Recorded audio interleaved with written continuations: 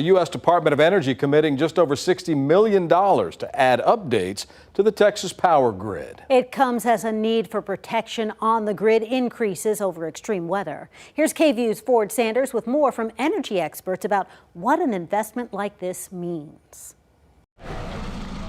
Through ice, wind, rain, and other extreme conditions, Texas's grid has seen its fair share of battles. Thursday, the U.S. Department of Energy announced $60.6 million in federal funding towards grid resiliency. That $60 million was they want to do some vegetation management, which I'm sure to the general public sounds boring, but for those in the Austin area, right, that was a big part of the February outage.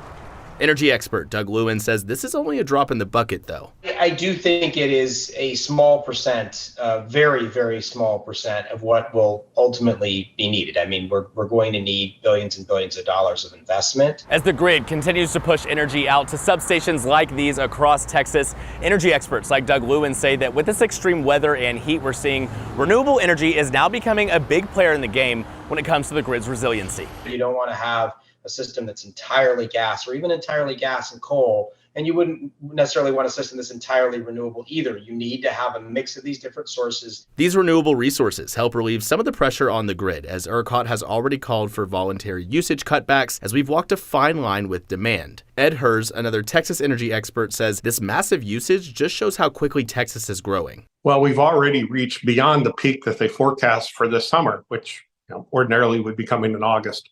It just means that the economy has been growing tremendously in Texas, and we need to service that demand by having more electricity supply on the grid. Lewin says although there's stress on the grid, ERCOT has a plan, and any money being contributed like this helps. But what I think it is important for viewers to keep in mind is that the Public Utility Commission and ERCOT are holding a lot of generation back in reserve, like a lot. In Austin, I'm Ford Sanders.